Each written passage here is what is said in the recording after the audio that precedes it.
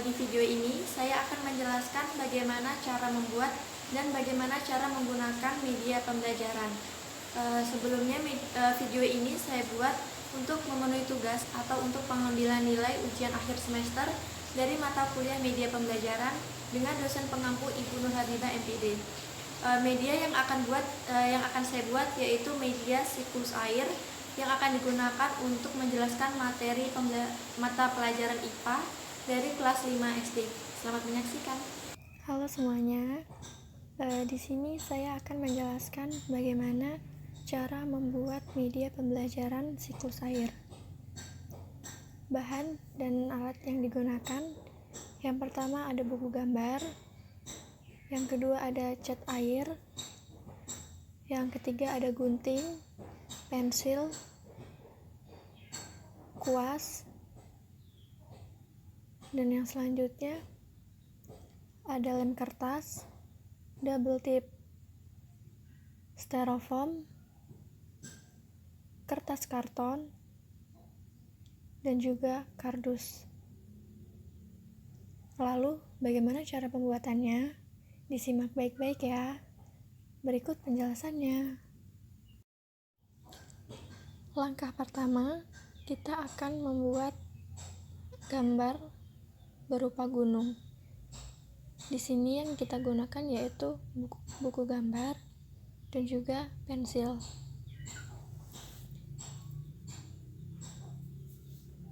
Kurang lebih seperti ini untuk gambar gunungnya.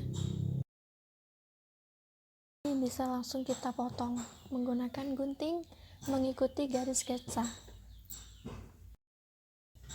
Karena di sini saya tidak ada warna hijau, di sini saya akan mencampurkan warna kuning dengan warna biru. Ketika kedua warna itu dicampurkan, dia akan menghasilkan warna hijau. Nah, kurang lebih seperti ini untuk warna hijaunya. Setelah selesai kita campurkan, kita aplikasikan pada gambar sketsa yang telah kita buat tadi.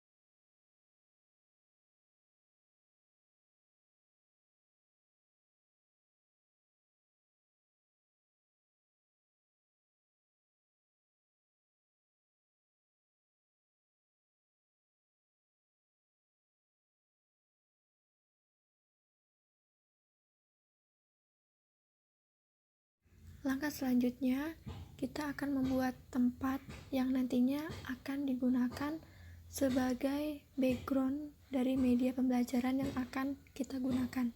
Kita satukan antara styrofoam untuk bagian bawah dengan styrofoam untuk bagian belakang dan juga untuk bagian kanan dan kirinya menggunakan double tip.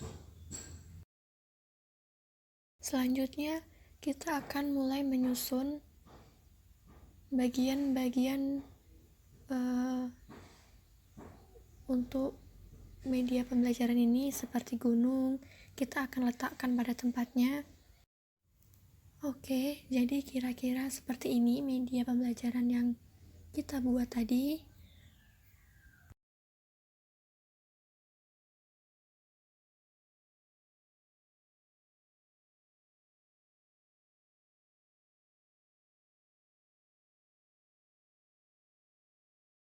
Baiklah, ini media yang sudah kita buat tadi, kurang lebihnya seperti ini. Media ini digunakan untuk mata pelajaran IPA tentang siklus air untuk kelas 5 SD. Nah, media ini digunakan untuk mendemonstrasikan atau memberikan ilustrasi bagaimana proses terjadinya hujan atau siklus air. Di sini saya akan memeragakan dengan berperan sebagai seorang guru dalam menjelaskan materi menggunakan media pembelajaran siklus air ini. Selamat pagi anak-anak ibu. Pada hari ini kita akan belajar tentang siklus air atau tentang proses terjadinya hujan. Anak-anak ibu, apakah ada yang tahu bagaimana sih proses terjadinya hujan itu? Tidak ada. Oke, baiklah. Di sini Bu akan menjelaskan. Oh ya, di sini Ibu sudah menyiapkan sebuah media pembelajaran. Anak-anak Ibu semuanya tolong perhatikan ke depan ya. Pada siklus air atau pada proses terjadinya hujan, dia memiliki 4 tahap atau 4 langkah. Langkah pertama itu ada langkah evaporasi. Nah, evaporasi di sini merupakan proses penguapan yang terjadi pada air yang ada di laut. Nah, ini anggap saja laut ya. Nah, yang terjadi pada air di laut atau air yang berada di sungai. Nah, air yang ada di laut di sini dia akan mengalami penguapan akibat adanya pemanasan dari sinar matahari. Nah, di sini ada matahari. Di sini matahari di sini akan bersinar menyinari air yang ada di laut. Nah, akibatnya air yang ada di laut di sini dia akan mengalami penguapan. Nah, uap dari air yang ada di laut ini dia akan naik menuju atmosfer. Nah, selanjutnya pada tahap kedua ada tahap transpirasi. Pada tahap transpirasi ini dia hampir sama dengan tahap evaporasi. Bedanya, jika pada tahap evaporasi ini penguapan terjadi di air, sedangkan pada tahap transpirasi ini penguapan terjadi pada makhluk hidup. Contohnya seperti tumbuh-tumbuhan seperti pohon, bunga, dan masih banyak yang lainnya. Nah, pada penguapan yang terjadi pada tumbuhan ini dia juga dibantu oleh pemanasan dari sinar matahari. Sinar matahari di sini dia akan memberikan cahaya atau energi terhadap tumbuh-tumbuhan di bumi. Lalu tumbuhan di bumi di sini dia akan mengalami penguapan. Penguapan ini penguapan yang terjadi dia akan menghasilkan gas. Selanjutnya gas ini juga akan menuju atmosfer. Ya, setelah di atmosfer kita lanjut pada tahap yang ketiga yaitu kondensasi. Nah, pada tahap kondensasi ini uap air yang sudah ada di atmosfer dia akan berubah menjadi partikel es yang sangat kecil.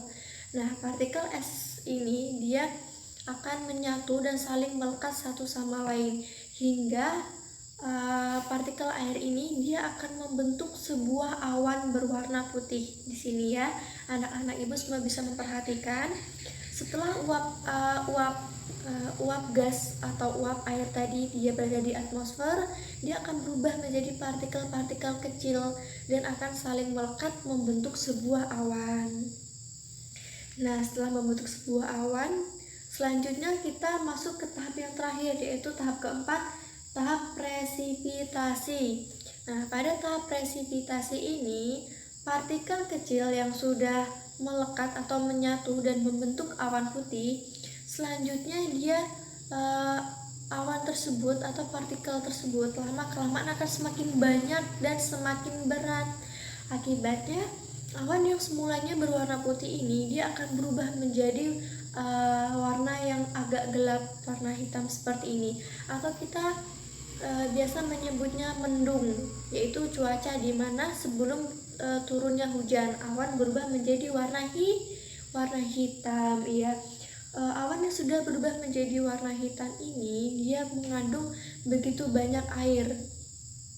Nah, karena terlalu banyaknya air dia sudah tidak mampu lagi menopang menopang air yang berada di awan ini. Akibatnya lama-kelamaan air yang berada di awan hitam ini dia akan turun ke bumi.